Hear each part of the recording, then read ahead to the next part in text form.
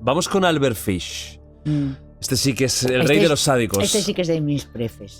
Albert Fish, otro, mira, no tan conocido quizás, ya es un poco más antiguo, pero que Sí, mira, Albert Fish, nos vamos a los años 20-30. Es fascinante en el sentido de que era un ser diabólico que disfrutaba torturando tanto a las personas como a las familias. Bueno, cuenta un poco la historia de Dicen del señor fenómeno. Albert Fish, cuando le estudiaron los psiquiatras, que reunía el mayor número de parafilias sexuales conocidas en un solo ser humano. Madre hasta mía. la fecha. Madre mía. Para los que supongo que tus oyentes están todos ya muy leídos, pero una parafilia sexual es una filia, una atracción erótica, vamos a decir anómala. Muchas no son criminales y se convierten en criminales en el momento en que el otro no quiere. Claro, Es así, claro. básicamente consentimiento y libertad.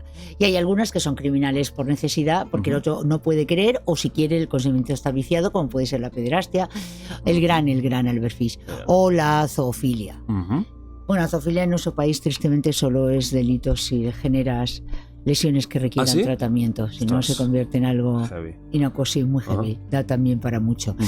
Albert Fish es neoyorquino y él se crea también una familia bastante también disfuncional, tiene una, vamos a decir, una madre muy represora.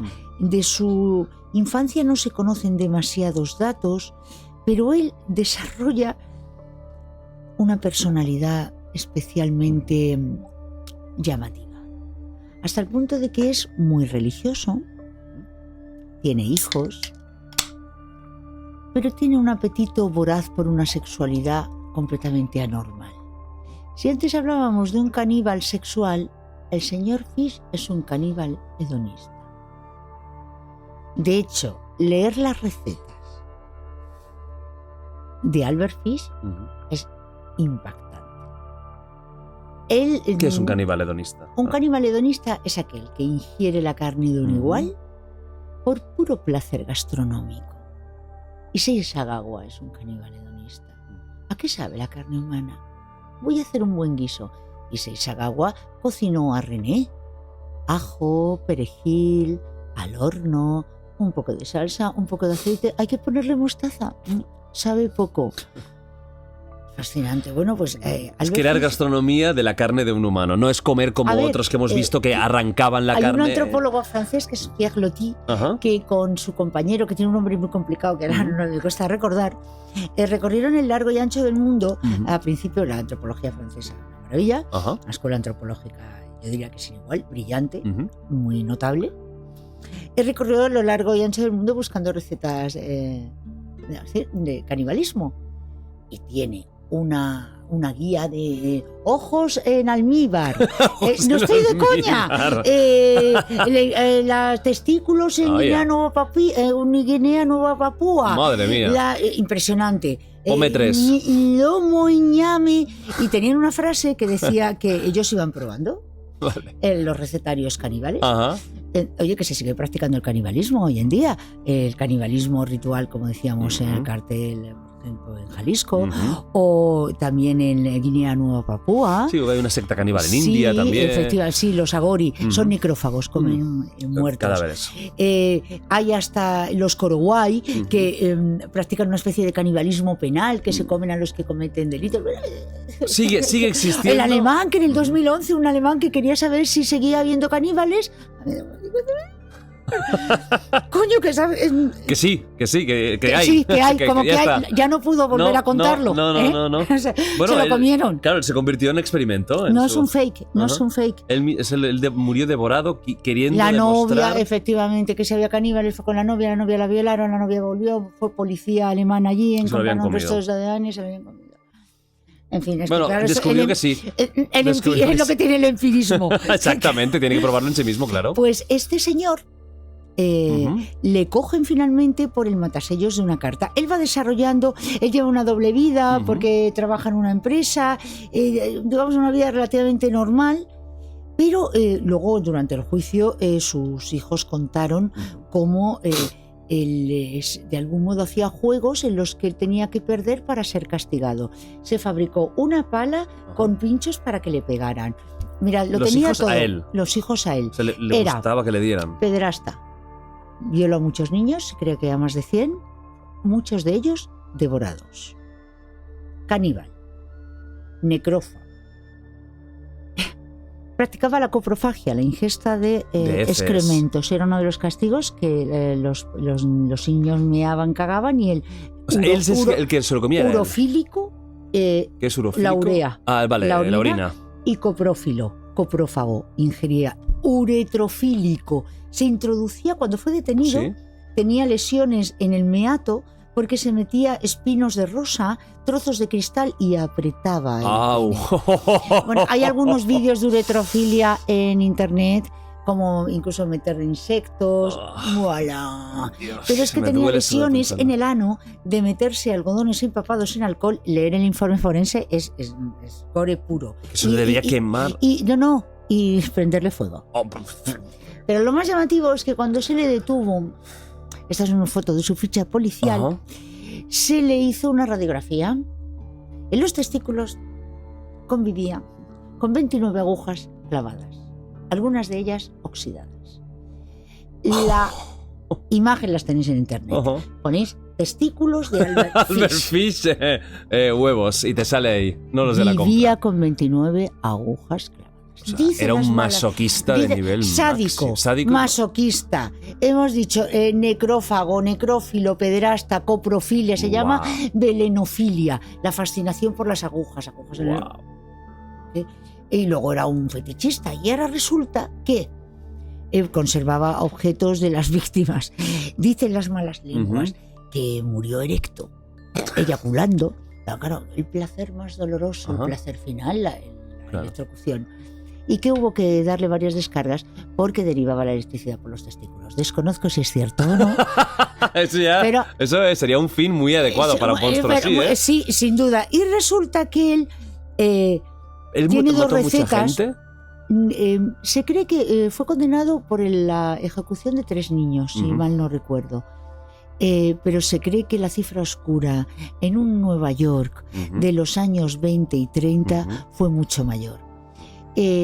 Contrató al padre de Grace Wood, se ganó la confianza de la familia y un día se la llevó. Le cogieron por una carta que mandó tiempo después a la familia. Cuentan que la recibió la madre y que la buena mujer, a Dios gracias, era analfabeta, porque en la carta contaba la receta con la que se la había comido. La puse sobre mis rodillas y viene a decir que decidí comérmela. Cuando me vio desnudo se puso a llorar. Queden tranquilos, murió virgen. Y entonces va contando que la metió al horno. Hay otra receta que cuenta de otro niño que las nalgas son lo más exquisito y utiliza apio, nabo, cebollitas, zanahoria, unas 2 horas al horno, pero como si fuera un pavo. No, y lo dice que no hay pavo tan exquisito como las nalgas de un niño. Joder. Que a Grace tardó 4 días en comérsela y que estaba exquisita, y termina la carta diciendo: no se preocupen, murió virgen. Sí, qué alivio. Tenía un matasellos de una empresa concreta de Nueva York. Fueron a la empresa y en la empresa dijo un tío: yo cogí unos sellos y los dejé en una habitación de un motel que alquilé, y entonces tiraron del motel donde habían alquilado y apareció este señor, y así se descubrió. O sea, él tenía recetas de carne de luego niños. Luego contó a su abogado la receta de otro niño que encontraba que era gordito, que los testículos sabían muy mal, que los escupió, y Seisago también cuenta en su declaración que el ano era repugnante, que la zona púbica no estaba buena, pero que el clítoris era muy dulce. Y él dice que el pene estaba muy rico. Sabroso. Bueno, el Armin Mayweather dijo que cuando le cortaron el pene al Anders Bullman, tiene es muy complicado. esos filetes que a veces echamos, que tienen mucha agua y se quedan en nada. Sí, ¿qué es? ¿A lo wagyu o cosas de estas? Que no, que aquello no. Mucha grasa, ¿no? Que no, que se quedó en nada. En nada. Que no era comestible. Vale, eso que no es de calidad, ¿eh? Eso es, que eso, no, y dijo que eso no. En cambio, este señor, el pene le encantó, y los testículos dijo que sabían muy ácidos. Y él detallaba en cartas apio y las nota horas gastronómica. Sí. Él los mataba, vamos a decir, o sea, empezaba a... Él fue un violador, básicamente un gran violador. Se desconoce el número real de niños que mató. Y que se sepa, devoró al menos a 3. Pero yo creo que fue un caníbal contumaz. Desconozco el papel porque aquí hay siempre un papel que me llama mucho la atención, que es el de la esposa. Él tenía una esposa e hijos, claro. A ver, aquí los niños son unas víctimas colaterales. Porque papá, te tienes que cagar en papá, vamos a jugar. O sea, los propios hijos lo hacían eso. Claro, papá quiere perder. Y quiere perder porque hay que castigarle. Y para castigar a papá es cuando no es que es orina, es copro, son las agujas. O sea, los pobres niños son víctimas de un padre completamente perverso que les sometía a un trato, hijos, que teníamos que hacer. Imagínate, los castigos a papá. No, yo estoy pensando mujer, ¿no? La mujer de Dennis Rader, la mujer de John Wayne Gacy. La mujer de John Wayne Gacy, señora, que hay 29 cadáveres. Claro, no veía algo raro. Usted no se da cuenta. Claro. El monstruo de Amstetten, Joseph Ritchell. Por favor, que tienes a tu hija más de 20 años metida en un sótano. Señora, ¿usted no se da cuenta que algo raro hay? Que el tío llega con carritos de la compra. La tesis doctoral, que llevo muchos años con ella, es sobre esclavismo sexual doméstico, que también da para gente que rapta personas y no las mata. Las tiene ahí. Las esconde para jugar con ellas. Y wow, entonces en ese sentido, yo creo que hablamos en este caso de una mujer sometida, que son las cosas de Albert. Las cosas de Albert, sí, queda bien. Que son sus... son sus manías. Son sus cositas. Son sus manías. No me digas dónde, porque no tengo esos datos, dónde hacía esos guisos, dónde los cocinaba. Los hacía en su casa, compartieron el canibalismo inducido, hizo partícipes a otros, invitó a su familia a comer aquel solomillo que en realidad no lo sé. ¿Tú cómo ves posible que hubiera tantas filias en un solo ser humano? Bueno, hablamos de un enfermo mental. Hay quien dice que lo era. Pero esto es lo curioso. Es que hay enfermedades mentales que entonces están muy bien gestionadas.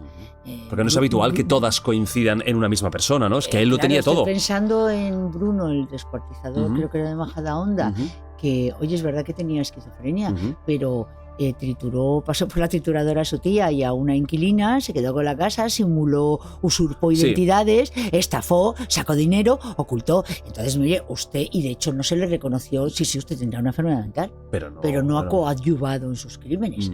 Entonces, esto es un poco lo mismo. Usted tiene capacidad de trabajar, mantener una familia, llevar una vida normal y luego hace estas bestialidades. No, en este caso se dijo de él que tenía una patología mental, pero el juez lo declaró competente. Sí.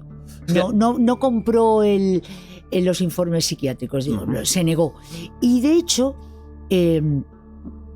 Albert Fish comparte, es verdad que tiene muchas parafilias, pero algunos le siguen. Estoy pensando en Juan Carlos Aguilar, el Shaolin del que escribí el libro El asesino. ¡Ostras! Este caso de hace como 2 décadas, ¿no? En España. ¿Menos? 2013. Bueno, estás ya casi. 2013. Bueno, unos 12 años. Eso es. Vaya caso, ostras, yo no me acordaba de este chico. Este tío ¿Está vivo aún? Sí. Juan Carlos Aguilar Gómez, el falso Shaolin, que se hizo pasar por monje Shaolin, campeón mundial de karate, campeón de España. Le entrevistó en redes Eduardo Punset. Me acuerdo de su imagen, rapado, con el traje naranja. El arte del engaño. Sí. Había ido 3 veces a China y se había hecho una foto delante de un monasterio y ya decía que era un monje Shaolin. Y se la metió a todo el mundo. Cometió 2 crímenes atroces, pero cuidado, era necrófilo. Sádico. Torturó a sus víctimas de forma atroz. Necrófilo. Tenía sexo con ellas. Se fotografiaba teniendo sexo con las fetichista. Somnofílico, le gustaban las mujeres privadas de sentido, de hecho jugaba con muchas y tenía fotografías de mujeres que no sabemos si estaban muertas o inconscientes. Y era un sujeto que era sádico, tenía bastantes Joder, tenía un... parafilias. Ajá. Y lo que pasa es que como Albert... Es que claro, él las tenía todas. No, todavía yo creo que nadie le ha superado todavía. O que no, que sepamos. A saber lo que habrá en el mundo rural perdido del mundo, ¿no? Vivir con 29 agujas clavadas en los testículos, autolesionarte, sobre todo el masoquismo, no comprendes el sadismo. Bueno, y todo lo que sean heces. A mí la escatología culinaria sí que no puedo ni entenderlo. Está en el sumario de... bueno, es público porque así se ha contado. Tiene una fotografía Juan Carlos Aguilar defecando sobre una de sus víctimas. Es como un acto de poder, de control, que hace el lobo cuando le quiere decir a otro lobo, yo domino. Defeca encima. Defeca encima. Lo marca, ¿no? La foto es tan perturbadora. Después de haber destrozado a golpes a su víctima, se hace una foto como un amante dulce, mirando a la cámara, a los Rader, abrazando el cadáver de la víctima. Y descuartizó a una víctima con una novia parapléjica que fue su primera, yo creo que víctima moral, a la que maltrataba. La vendó los ojos, le dijo, quiero que permanezcas aquí, vamos a jugar, mientras cortaba viva a una chica. ¿Viva? De hecho, ella cuenta que escuchaba los gritos, la debía tener medio sedada, pero que ya no podía quitarse la venda de la cabeza. A mí me encantan los vasos calaveras. Oye, todo está muy Halloween.